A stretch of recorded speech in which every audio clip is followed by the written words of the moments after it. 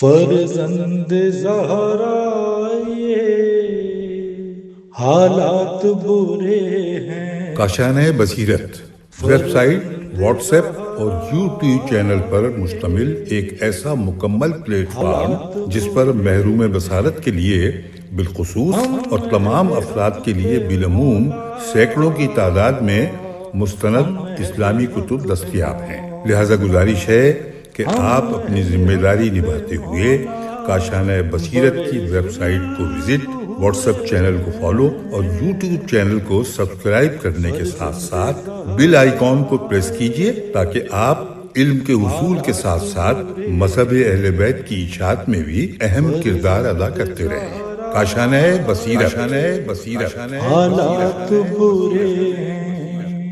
اعوذ باللہ من الشیطان الرجیم، بسم اللہ الرحمن الرحیم۔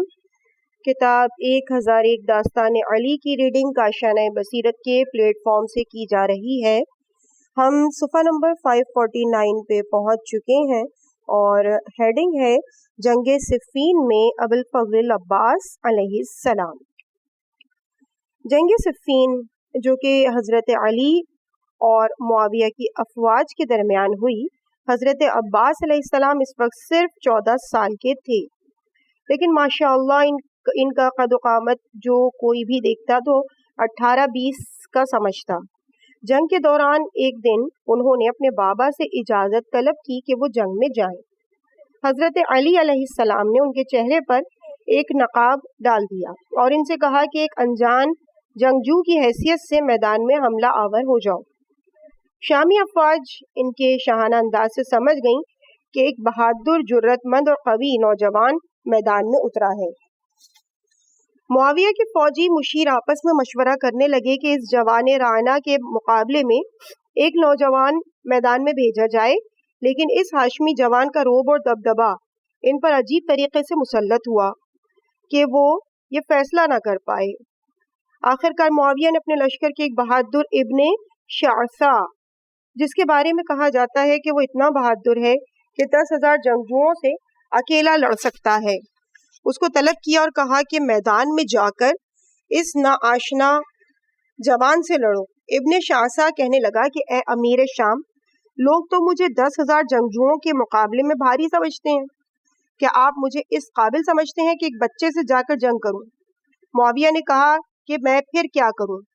ابن شعثا نے کہا میرے 7 بیٹے ہیں، میں ان میں سے ایک کو جنگ کرنے کے لیے بھیج دیتا ہوں۔ چنانچہ اس نے اپنے ایک بیٹے کو میدان میں بھیجا۔ کچھ دیر نہ گزری تھی کہ وہ اس ناشناسا جوان کے ہاتھوں قتل ہو گیا۔ پھر دوسرے بیٹے کو بھیجا، وہ بھی قتل ہو گیا۔ پھر تیسرے اور چوتھے، حتیٰ کہ 7 تک کو بھیج دیا۔ تمام کے تمام بیٹے اس ناشناسا کے ہاتھوں لقمہ اجل بن گئے۔ پھر ابن شعثا خود میدان میں آ کر چیخا کہ اے جوان، تو نے میرے تمام بیٹے مار ڈالے، خدا کی قسم میں تیرے والدین کو تیرے سوگ میں بٹھا دوں گا۔ وہ اس جوان پر حملہ آور ہوا، ان کے درمیان چند ضربوں کا تبادلہ ہوا۔ اب اس جوان نے ابن شعثا کو ایسی کاری ضرب لگائی کہ اس کو 2 نصف میں تقسیم کر دیا اور ان کے بیٹوں سے ملا دیا۔ حاضرین اس کی شجاعت سے بے حد متاثر ہوئے۔ اس وقت امیر المومنین علیہ السلام نے یہ آواز بلند کی، اے فرزند لوٹ آؤ کہ مجھے اس بات کا خوف ہے کہ تمہیں دشمن کی نظر بد نہ لگ جائے۔ عباس پلٹے، امیر المومنین ان کے استقبال کو بڑھے اور نقاب ہٹایا اور دونوں آنکھوں کے درمیان بوسہ دیا۔ حاضرین نے دیکھا کہ وہ قمر بنی ہاشم عباس علیہ السلام ہے۔ اس کے بعد اگلی ہیڈنگ ہے زندگی کا صحیح طریقہ کار۔ جناب امیر کے ایک صحابی جن کا نام علا بن زیاد تھا، وہ بصرہ میں سکونت پذیر تھے۔ ایک مرتبہ علا بیمار پڑ گیا، جناب امیر اس کی عیادت کو گئے۔ جب انہوں نے علا کا وسیع و عریض گھر دیکھا تو فرمایا کہ اس دنیا میں اتنے بڑے گھر کا کیا کرو گے، حالانکہ تمہیں آخرت میں بڑا گھر درکار ہے۔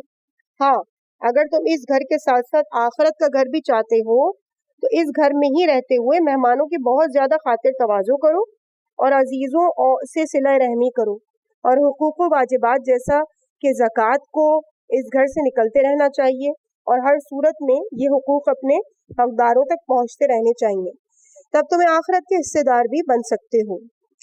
علا نے عرض کیا کہ اے امیر المومنین، میں اپنے بھائی عاصم بن زیاد کی آپ سے شکایت کرتا ہوں۔ امام نے فرمایا کہ وہ کیوں؟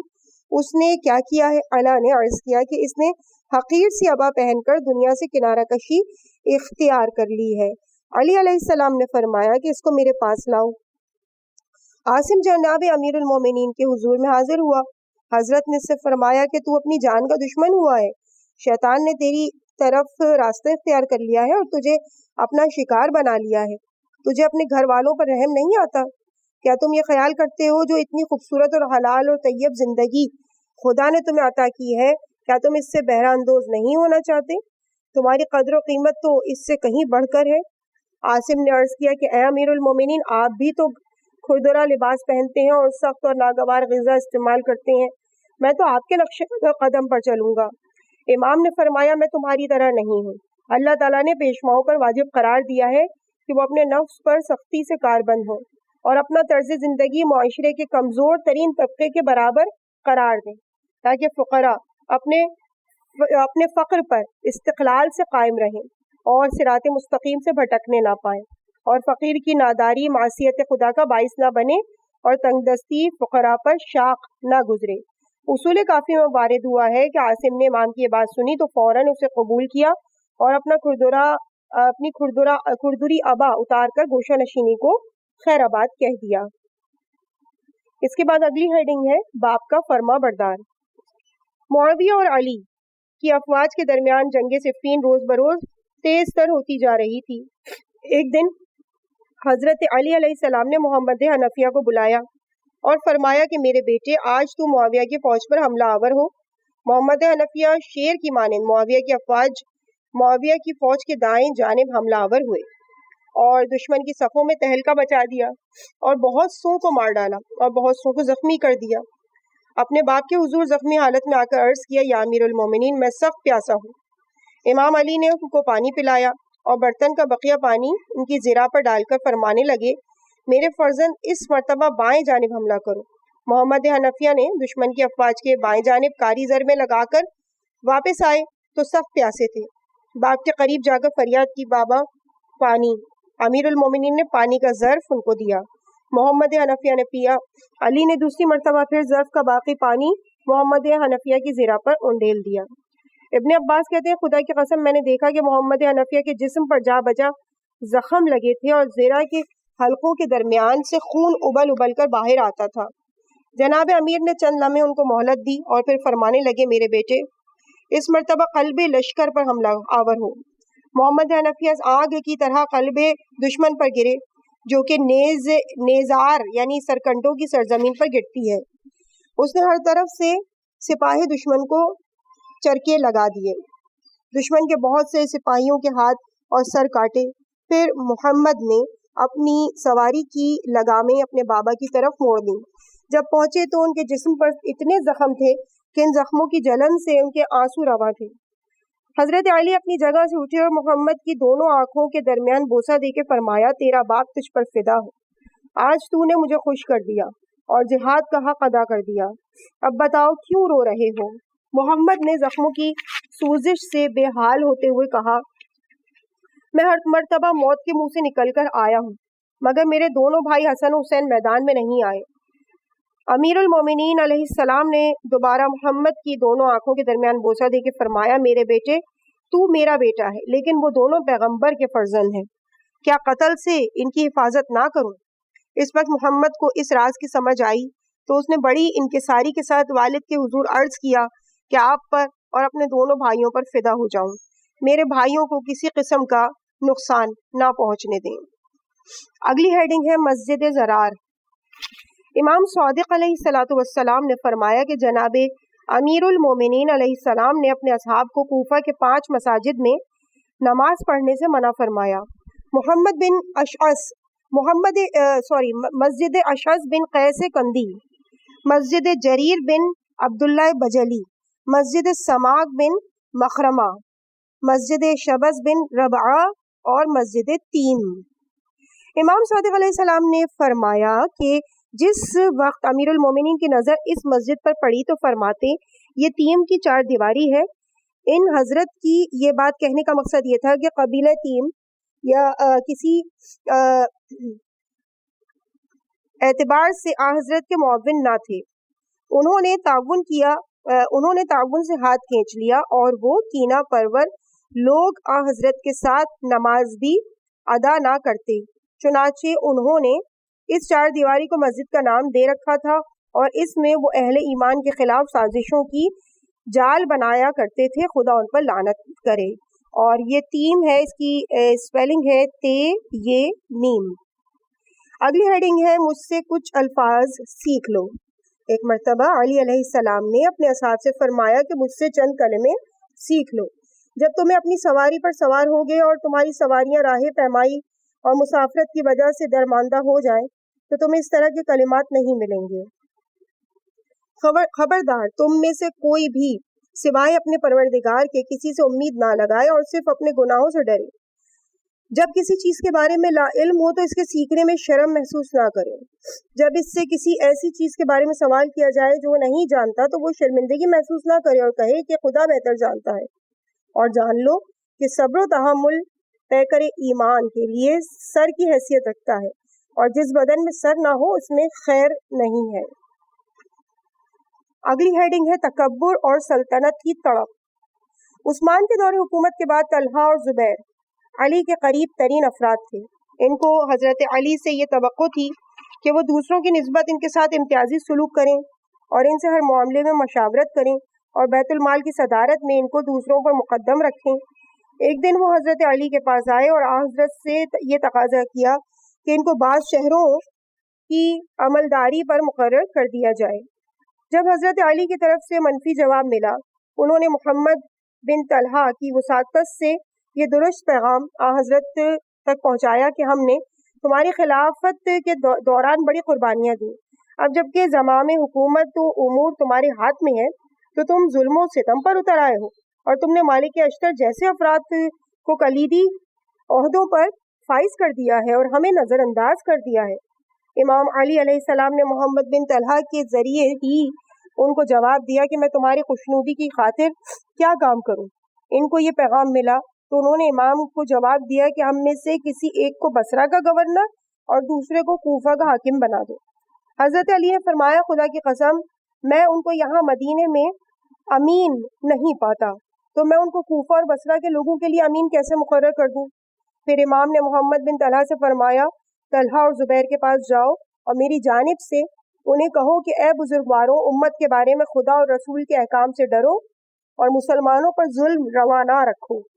لیکن ان کی روش وہی تھی اور وہی ان کا غرور و تکبر اور دین سے روگردانی۔ اسی بنا پر انہوں نے عائشہ سے مل کر بغاوت کا علم بلند کر دیا۔ اگلی ہیڈنگ ہے لالچی چور۔ جن دنوں میں طلحہ اور زبیر نے علی علیہ السلام کی حکومت سے مخالفت کی، وہ جانتے تھے کہ عائشہ بھی حکومت علی سے اختلاف رکھتی ہیں، وہ بھی ان دنوں مکے میں تھیں۔ چنانچہ انہوں نے یہ فیصلہ کیا کہ اس کے پاس مکے جائیں اور اپنی سازشوں سے ان کو آگاہ کریں۔ ظاہراً وہ جناب امیر کے پاس آئے اور آ کے عمرے کی انجام دہی کی اجازت چاہی۔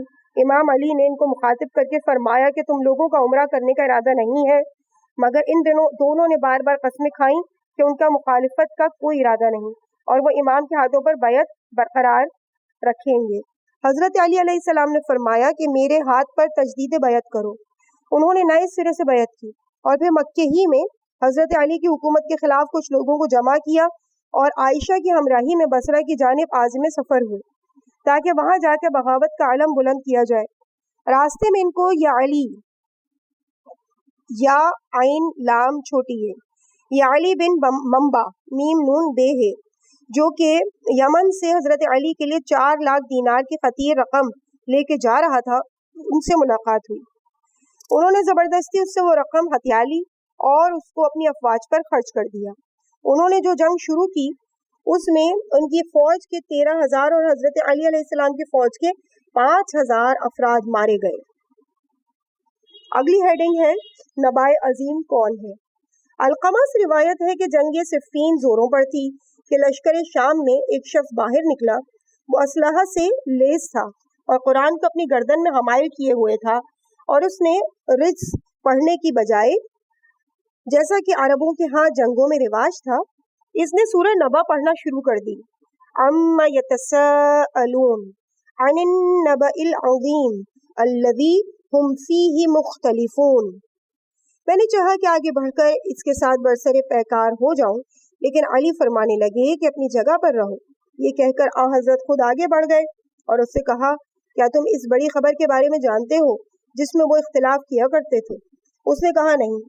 حضرت نے فرمایا کہ وہ میں ہوں، وہ نبا عظیم بڑی خبر، میرے بارے میں انہوں نے اختلاف کیا اور میری ولایت کے بارے میں جھگڑتے رہے، اور میری بیعت سے وہ پلٹ گئے اور انہوں نے انحراف کیا۔ اس کے بعد حضرت نے اپنی ذوالفقار سے اس شخص کا سر اور ایک ہاتھ کاٹ دیا، اور پھر وہ یہ اشعار پڑھتے تھے جس کا ترجمہ یہ ہے، اللہ تعالیٰ نے نہیں چاہا کہ صفین ہماری یا آپ کی منزل ہے، جب تک ستارے افق پر ٹمٹماتے رہیں گے، یا جب تک تم یا ہم اس دنیا سے کوچ کریں گے، ہمیں جنگ سے فرار نہیں ہے۔ اگلی ہیڈنگ، علی کا اپنے شیعوں سے مانوی اتصال۔ شیعہ علی میں سے ایک رمیلہ نامی شخص کہتا ہے کہ جب میں کوفہ میں تھا، چند دن تک مجھ پہ کپکپاہٹ کے ساتھ بخار آتا رہا۔ میں جناب امیر کے ساتھ نماز میں شریک نہ ہوا۔ جمعے کے روز مجھے اپنے جسم میں درد میں تخفیف محسوس ہوئی۔ میں نے خود سے کہا کتنا اچھا ہو کہ میں غسل جمعہ کر کے مولا علی کے ساتھ نماز جمعہ میں شریک ہو جاؤں۔ چنانچہ میں مسجد کوفہ آیا۔ میں اس مجمع میں بیٹھا تھا اور حضرت علی منبر پر خطبہ ارشاد فرما رہے تھے کہ اچانک مجھے دوبارہ کپکپی اور بخار نے آ گھیرا۔ میں نے خود پر بہت قابو کیا۔ جب حضرت خطبہ اور نماز سے فارغ ہو چکے تو کسی کو بھیج کر مجھے گھر سے بلوایا۔ میں جناب امیر کے گھر داخل ہوا تو حضرت نے فرمایا کہ رمیلہ، جب میں منبر پر تھا تو اس وقت تجھے کیا ہوا تھا؟ میں دیکھ رہا تھا کہ تم اپنے آپ میں پیچ و تاب کھا رہے ہو۔ میں نے عرض کیا، یا علی، کچھ دنوں سے مجھے بخار آ رہا تھا، آج ذرا اس میں کمی واقع ہوئی تو مسجد میں نماز پڑھنے کے لیے چلا آیا۔ جب آپ علیہ السلام خطبہ ارشاد فرما رہے تھے کہ ایک مرتبہ مجھ پر پھر بخار کا حملہ ہوا۔ حضرت نے فرمایا کہ تمہارا یہ بخار اور یہ لرزہ میرے وجود میں بھی سرایت کر گیا تھا۔ رمیلہ نے عرض کیا کہ مولا، جو لوگ مسجد کے اندر ہیں کیا ان کے ساتھ ہی ایسے احساسات ہیں، یا جو لوگ باہر ہیں وہ بھی اس حساسیت میں شامل ہیں؟ حضرت نے فرمایا، پوری دنیا میں مشرق ہو یا مغرب، جہاں پر بھی ہمارے شیعہ کسی تکلیف میں مبتلا ہوں تو ان کی ہر وہ تکلیف ہمارے رگ و پے میں اتر جاتی ہے۔ اللہ اکبر۔ اس کے بعد اگلی ہیڈنگ ہے مستقبل کی خبر۔ سلیم بن قیس بن عباس سے ایک روایت نقل کرتا ہے کہ بصرہ کے قریب ذیفار کے مقام پر حضرت علی علیہ السلام آئے۔ ان حضرت نے اس کے لیے ایک خط اپنی عبا میں سے باہر نکالا اور فرمایا، اے ابن عباس، یہ وہ خط ہے جو جناب رسول خدا صلی اللہ علیہ وآلہ وسلم نے مجھے نقل کرایا تھا۔ میں نے اسے اپنے ہاتھوں سے لکھا۔ میں نے عرض کیا، یا امیر المومنین، یہ مجھے پڑھ کر سنائیے۔ انہوں نے یہ خط پڑھا۔ اس میں پیغمبر اسلام کی رحلت سے لے کر شہادت حسین علیہ السلام تک کے تمام تر واقعات درج تھے۔ اس میں یہ بھی لکھا تھا کہ فاطمہ کے لال کو کون شہید کرے گا اور کون کون اس سے معاونت کرے گا، اور جو لوگ اس کے ساتھ شہید ہوں گے ان سب کے نام بھی انہوں نے بتائے، اور یہ کہ فاطمہ الزہرا سلام اللہ علیہا کس طرح شہید ہوں گی، اور حسن علیہ السلام راہ خدا میں کس طرح شہید ہوں گے، اور کس طرح لوگ ان کے ساتھ خیانت اور وعدہ خلافی کریں گے۔ پھر انہوں نے خط کو تہہ کر کے رکھ لیا، اور جو باتیں شہادت حسین سے لے کر قیامت تک لکھی تھیں وہ نہ پڑھیں۔ انہوں نے حضرت ابوبکر، حضرت عمر، حضرت عثمان اور معاویہ کی خلافتوں کے بارے میں اور یزید کی حکومت کے بارے میں بھی بہت سے ہونے والے واقعات بتائے۔ اگلی ہیڈنگ ہے فحش گانے۔ ایک روز حضرت علی علیہ السلام نے کوفہ میں ایک جوان کو دیکھا کہ وہ فضول قسم کے گانے گانے میں مصروف ہے اور آس پاس کے لوگوں کو بیکار خوش کر رہا ہے۔ امام نے اس سے فرمایا، تم کس قدر لغو یا لغو اور باطل چیزوں سے دفتر بھی بھر رہے ہو اور لوگوں کی غلط قسم کی تفریح تباہ بھی کر رہے ہو۔ ابو علی سینا جو کہ بہت بڑا مفکر بھی تھا، اس نے اپنے عہد کے ایک رسالے میں لکھا تھا کہ باطل قصے، کہانیاں اور ناول نہیں پڑھنے چاہیے، کیونکہ ان سے انسانی ذہن باطل کی طرف مائل ہو جاتا ہے اور اس میں طرح طرح کی کجیاں آ جاتی ہیں، اور یہی بات انسان کو صحیح الفکری سے پلٹا کر رکھ دیتی ہے اور منحرف کر دیتی ہے۔ لہٰذا کسی بزرگ کا قول ہے کہ وقت کا فوت ہو جانا اصحاب حقیقت کے نزدیک جان دینے سے زیادہ دشوار ہے، کیونکہ جان دینے سے انسان لوگوں سے کٹ جاتا ہے، لیکن وقت کا ضیاع حق تعالیٰ سے کٹ جانے کا باعث ہے۔ چنانچہ حضرت علی علیہ السلام فرماتے ہیں کہ انسان کو ہر وقت کچھ نہ کچھ دانائی کی باتیں سیکھتے رہنا چاہیے، کیونکہ زندگی ان سب کے لیے بہت ہی مختصر ہے۔ اس لیے اے انسان، تو اس کی ارزش اور اہمیت کو سمجھ اور تمام زندگی سیکھتا رہ۔ اگلی ہیڈنگ ہے علی قتل ہو گئے اور میں زندہ ہوں۔ عدی بن حاتم صحابی علی علیہ السلام تھے۔ وہ جناب رسول خدا صلی اللہ علیہ وآلہ وسلم کے دور کے اواخر میں مشرف با اسلام ہوئے۔ خلافت علی کے دور میں بھی آن حضرت کی خدمت میں تھے۔ اس کے 3 بیٹے تھے جن کے نام تھے طریف، طرفہ اور طارف، یعنی تینوں طو سے ہیں، تینوں نام۔ تینوں بیٹے جنگ صفین میں مارے گئے۔ حضرت علی علیہ السلام کی شہادت کے بعد جب معاویہ کا دور حکومت شروع ہوا، اس کی معاویہ سے ملاقات ہوئی۔ معاویہ نے اس کو بیٹوں کی شہادت یاد دلائی اور بار بار اس کو باور کرایا کہ تمہارے تو تینوں بیٹے یکے بعد دیگرے جنگ صفین میں شہید ہو گئے ہیں۔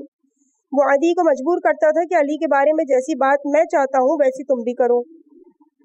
معاویہ عدی سے کہنے لگا کہ تمہارے بیٹے کہاں ہیں، کہاں گئے؟ عدی نے ٹھنڈی سانس بھر کے کہا کہ جنگ صفین میں علی کے سامنے شہید ہو گئے۔ معاویہ نے کہا علی نے تمہارے بیٹوں کے بارے میں انصاف روا نہیں رکھا، کیونکہ اس نے تمہاری اولاد کو محاذ پر بھیج دیا تاکہ وہ مارے جائیں، اور اپنے بیٹوں کو محاذ جنگ سے باز رکھا تاکہ وہ زندہ رہیں۔ عدی نے بے ساختہ بولا کہ نہیں، بلکہ میں نے علی کے بارے میں انصاف نہیں کیا کہ وہ تو قتل کر دیے گئے اور میں زندہ ہوں۔ معاویہ نے کہا کہ ذرا علی کے اوصاف تو میرے سامنے گنواؤ۔ شدت جذبات سے عدی کہنے لگے کہ میں معذرت چاہتا ہوں۔ معاویہ کہنے لگا کہ ممکن ہی نہیں کہ تم کوئی اوصاف علی بیان کر سکو۔ چنانچہ عدی نے اس طرح امام کی ثنا خوانی کی کہ معاویہ کی آنکھوں میں آنسو آ گئے اور اس نے اشک اپنی آستینوں سے صاف کی۔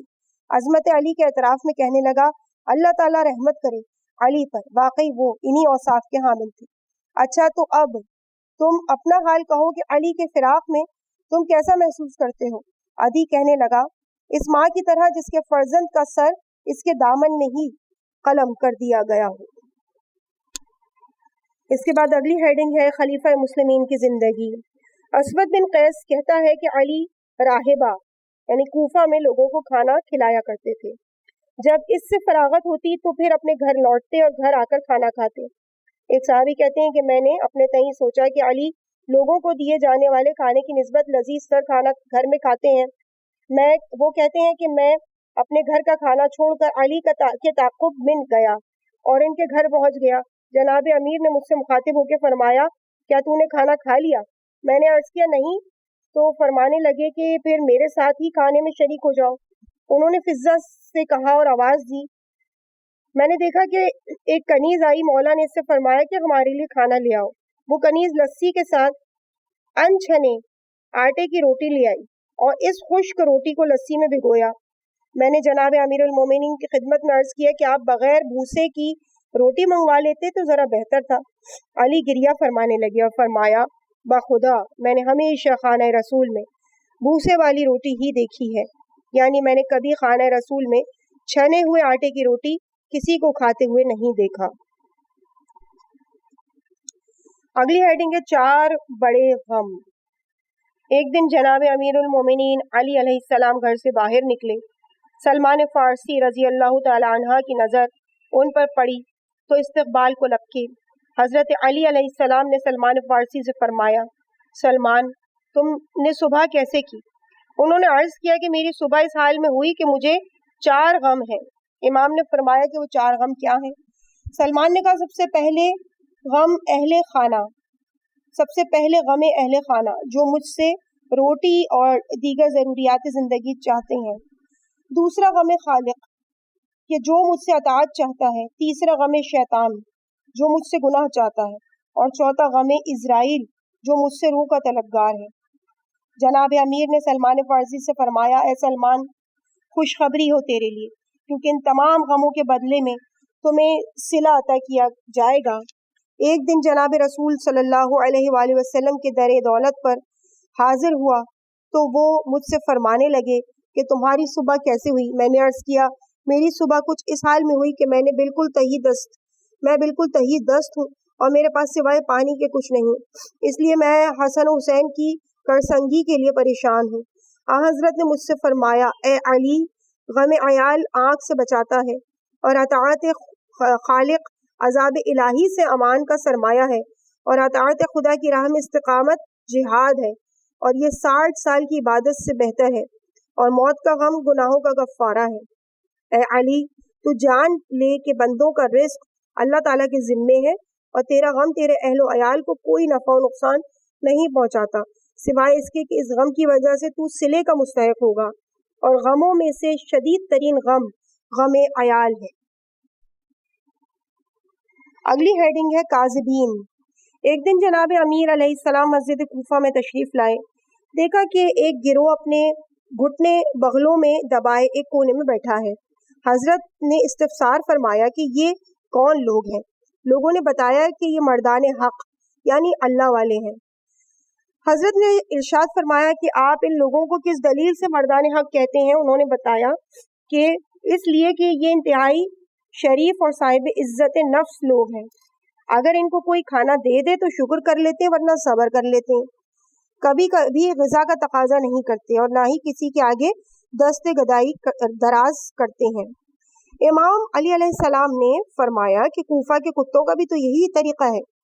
इस वक्त इमाम ने कोड़े के जरिए कुत्तों को मस्जिद से बाहर हनकाया और इन लोगों से भी कहा कि जाओ जाओ अपना काम करो। अगली हेडिंग है मुस्तकबिल की आगाही। इब्ने अब्बास कहते हैं कि मैं ज़ीक़ार में खिदमत जनाब अमीर में पहुंचा।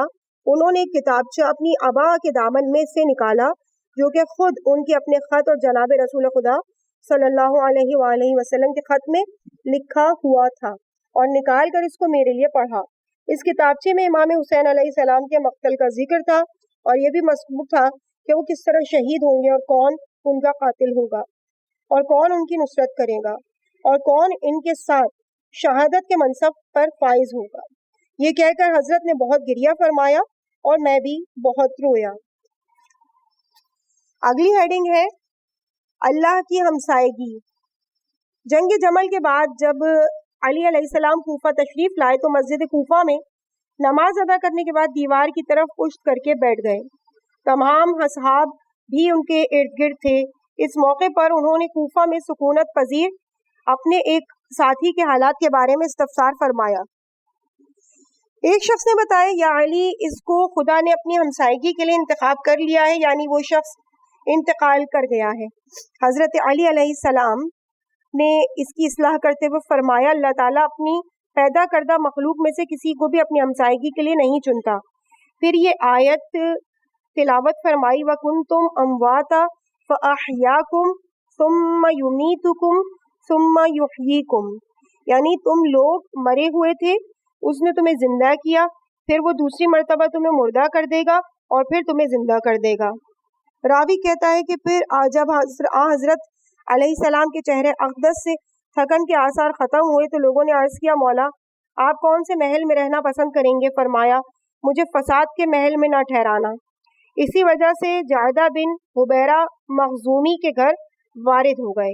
ब्रैकेट में है कि उम्मे हानी जनाब अमीर की बहन और हुबैरा बिन अबी वहाब मखजूमी उनके शौहर थे। अगली हेडिंग है ताइब की निजात। हजरत अली अलैहिस्सलाम के ज़माने खिलाफत में एक शख्स ने एक लड़के के साथ फेल बद अंजाम दिया, लेकिन इस बुरे फेल और गुनाह कबीरा की वजह से वो बाद में सख्त पशेमान भी हुआ। रोते रोते इमाम की खिदमत अक़दस में हाजिर हुआ और इंतहा की नदामत के साथ अर्ज़ किया, या अली, मैं बुरे फेल का इर्तिकाब कर चुका हूँ, हुदूद इलाहिया जारी करके मुझे पाक कर दें, क्योंकि मेरे अंदर आतिश दोज़ख सहने की हिम्मत नहीं है। इमाम ने फरमाया, तुम घर वापस चले जाओ। वो अगले दिन फिर आया, अपनी गुजारिश को दोहराया।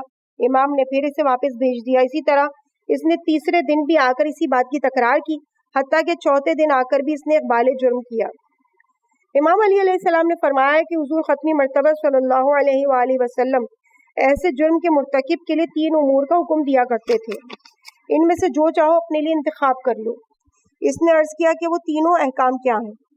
حضرت علی علیہ السلام نے فرمایا، ایک تو یہ کہ شمشیر سے تیرا سر تیرے تن سے جدا کر دیا جائے، یا تیرے ہاتھ پاؤں کو باندھ کر پہاڑ کی بلندی سے زمین کی طرف دھکا دے دیا جائے، یا تیسرا یہ کہ تجھے آگ میں جلا دیا جائے۔ اس شخص نے کہا کہ یہی تیسری سخت ترین سزا میں اپنے لیے چاہتا ہوں۔ آگ تیار کی گئی، اس عاجز شخص نے 2 رکعت نماز پڑھی اور دعا کرنے لگا، خدایا تو علیم و خبیر ہے کہ میں نے یہ گناہ کیا ہے، پھر میں اس گناہ کی آخرت کی سزا سے خوفزدہ ہوں۔ تو تیرے وسیع کے حضور چلا آیا اور ان سے درخواست کی کہ واللہ مجھے پاک کر دیں۔ انہوں نے 3 سزاؤں میں سے کسی ایک کا اختیار مجھے دیا، میں نے اس میں سے سخت ترین اپنے لیے منتخب کی۔ اے خدائے عظیم، میں چاہتا ہوں کہ اب یہی سزا میرے گناہوں کا کفارہ قرار پائے، اب تو مجھے آخرت میں آتش جہنم میں نہ جلانا۔ پھر وہ اٹھا، اس وقت وہ اپنے اس کردہ گناہ پر گریا گناہ تھا۔ وہ آگ کے گڑھے میں بیٹھ گیا، آگ کے شعلوں نے اس کے پورے وجود کو اپنی لپیٹ میں لے لیا۔ یہ منظر اس قدر رلا دینے والا تھا کہ امام علی یہ دیکھ کر تڑپ گئے اور رونے لگ گئے۔ جناب امیر نے اس شخص سے فرمایا، اے شخص، اس آگ کے درمیان سے اٹھ جاؤ، کیونکہ فرشتے اور آسمان اور زمین تمہیں دیکھ کر رو رہے ہیں۔ اللہ تعالیٰ نے تمہاری توبہ قبول فرما لی ہے، اب تم محتاط رہو اور آئندہ ایسے گناہ کا ارتکاب نہ کرنا۔ عزیز سامعین، اسی خوبصورت واقعے کے ساتھ ہم ریڈنگ کے اس پارٹ کو یہیں پہ مکمل کرتے ہیں۔ انشاءاللہ اس سے آگے ریڈنگ جاری اور ساری رہے گی۔ صفحہ نمبر 563 چل رہا ہے اور اگلی ہیڈنگ ہوگی حساب خدا پر چھوڑ دو۔ مجھے اپنی دعاؤں میں یاد رکھیے گا۔ والسلام علیکم ورحمۃ اللہ وبرکاتہ۔